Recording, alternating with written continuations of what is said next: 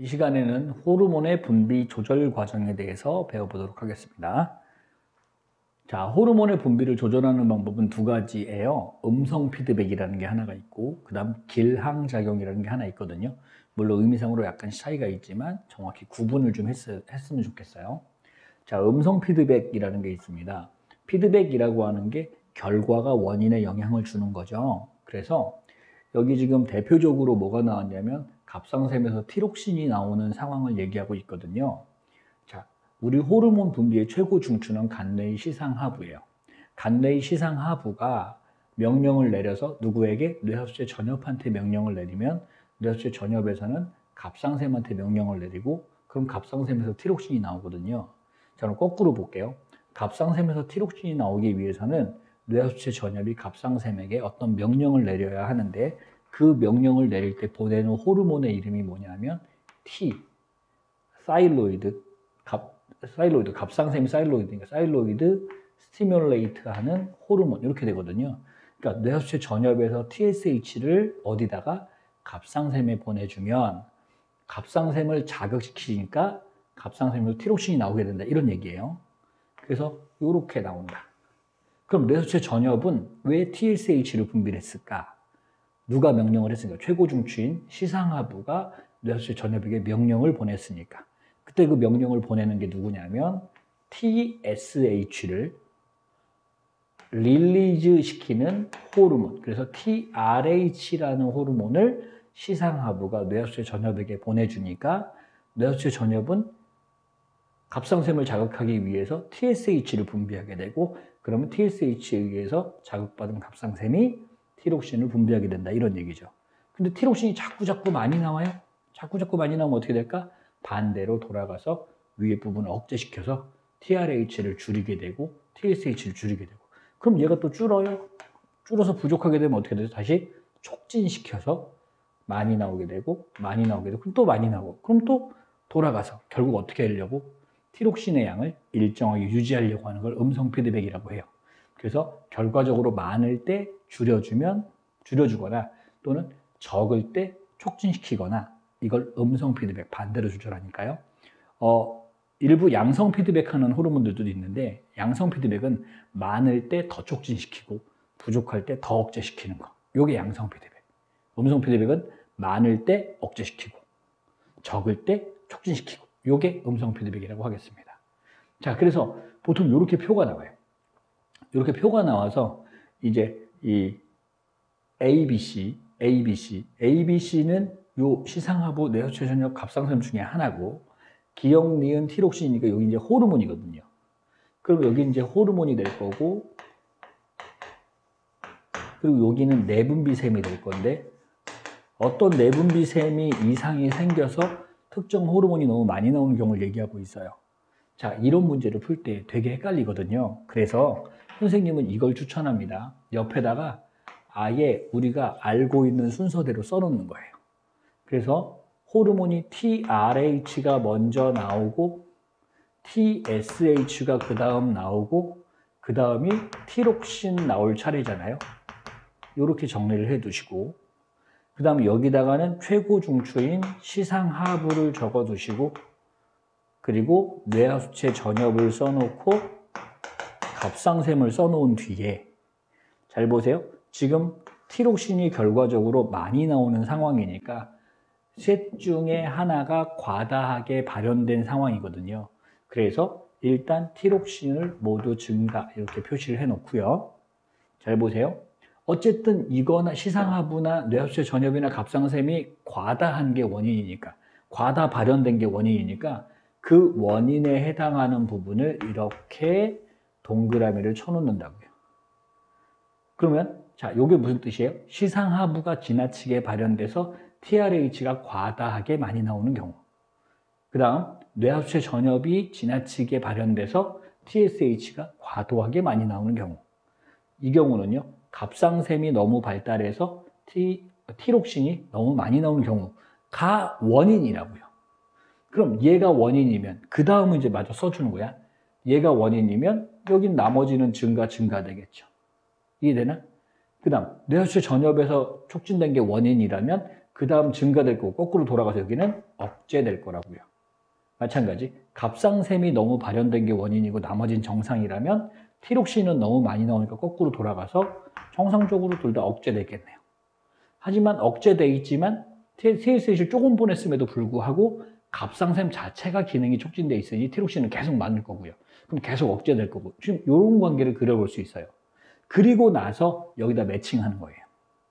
잘 보세요. 어디를 기준으로 보시냐면 이렇게 3개 다 증가, 3개 다 증가. 그럼 3개 다 증가된 거 있나? 이렇게 있고 이렇게 있잖아요. 찾았나요? 아, 그러면 3개 다 증가되니까 여기는 어디가 잘못된 사람? 간내의 시상 하부가 잘못된 사람. 그래서 여기 티록신이 제일 많다. 자, 그 다음 나머지 거 봐봐요. 나머지 거 중에서 혼자 증가된 거 있죠. 감소, 노증가. 여기도 보니까 혼자 증가되고 감소라고 돼 있네요. 아하, 그럼 이거 찾으면 되겠네요. 이거 뭐였는데요? 이건 뇌하수체 전엽 TSH. 그럼 나머지 하나는요? 나머지 하나는 갑상샘을 얘기하고 그 다음에 여기는 뭐 얘기하는 TRH. 이렇게 정리하면 되겠네요.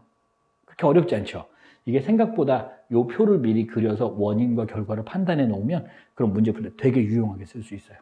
요거 한번 연습 한번 해봐요. 자, 나머지 하나. 호르몬의 분비를 조절하는 과정 중에 길항작용이라는 게 있습니다. 자, 길항작용은요, 밀고 당기기라는 뜻이에요. 밀고 당기기. 서로 반대작용하는 거잖아요. 그래서 여기 보시면 서로 반대되는 영향을 주는 호르몬의 분비나 신경이 일어나는데 한 요인이 다른 어떤 기관의 기능을 촉진하면 나머지 하나는 억제하는 거. 서로의 효과를 줄인다라고 돼 있는데 좀 어렵죠. 자, 요걸 다시 정리해 볼게요. 길항작용의 정의를 다시 하면 되거든요. 길항작용은 같은 기관에 서로 반대되는, 상반되는 작용을 하는 거, 그 두 놈의 관계를 길항작용을 한다라고 얘기를 해요. 예를 들면 교감과 부교감 신경이 대표적인 길항작용하는 놈들이에요. 보세요. 교감 신경은 심장 박동을 빠르게 해주고요. 부교감 신경은 심장 박동을 느리게 해주잖아요. 자, 심장이라고 하는 같은 기관에 교감은 빠르게, 부교감은 느리게 상반되는 작용. 이게 길항작용이라고요. 자, 인슐린 글루카곤도 마찬가지요. 인슐린 글루카곤도 여기 나오고 얘부터 볼까요? 교감신경, 부교감신경이 위로 가서 교감신경은 위라는 같은 기관에서 소화액 분비를 억제시키고 부교감신경은 위라는 기관에서 소화액 분비를 촉진시키니까 같은 기관에 서로 반대작용을 하잖아요. 길항작용. 인슐린 글루카곤 마찬가지. 인슐린은 간에 가서 글리코젠의 합성을 촉진시키고 글루카곤도 간에 가서 글리코젠 분해를 촉진하니 인슐린 글루카곤도 같은 기관에 반대되는 작용, 길항작용을 한다라고 얘기를 해요. 자, 칼시토닌, 파라토르몬도 선생님이 하나 써놨는데 칼시토닌과 파라토르몬은 칼시토닌은 칼슘 이온 농도를 칼슘 이온 농도를 낮춰주는 녀석이고요.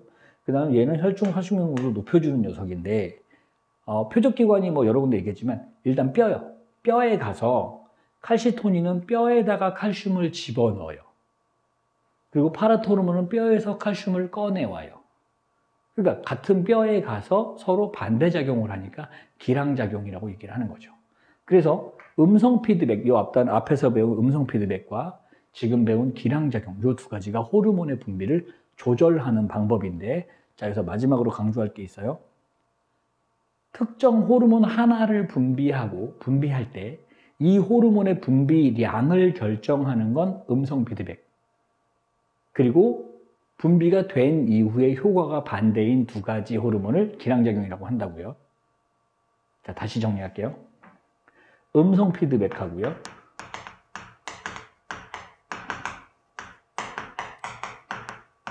길항작용이 있으면 이 두 개를 굳이 차이를 구분해 보자면 음성 피드백은 어떤 호르몬이나 신경이 작용하게 되는 호르몬이라면 분비를 조절하는 방법, 나올지 말지 결정하는 걸 음성 피드백이라고 하고요. 길항작용은 나온 이후에 분비된 후에 나타나는 효과가 반대인 걸 길항작용이라고 한다고요.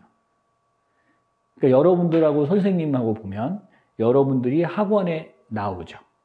여러분들이 학원에 나올지 말지, 집에서 나올지 말지 결정하는 거 음성 피드백. 선생님도 집에서 나올지 말지 결정하는 거 음성 피드백. 됐죠? 분비 조절. 그리고 여러분들도 선생님도 학원에 와서 같은 기관에 와서 가르치고 배우고 서로 반대작용. 그걸 길항작용이라고 한다고요. 그럼 이제 무슨 얘기를 하는 거냐면 길항작용으로 분비를 조절할 수 없다는 얘기를 하는 거예요. 이거 중요한 얘기예요. 길항작용으로 분비를 조절할 수 없다. 선생님이 가르치기 위해 너희 집에 가서 너를 꺼내오지 않는다 이런 뜻이에요. 분비를 조절하는 과정과 길항작용은 전혀 상관없는 얘기. 자, 마지막에 굉장히 중요한 얘기를 했는데 꼭 다시 한번 들어보세요. 알겠죠?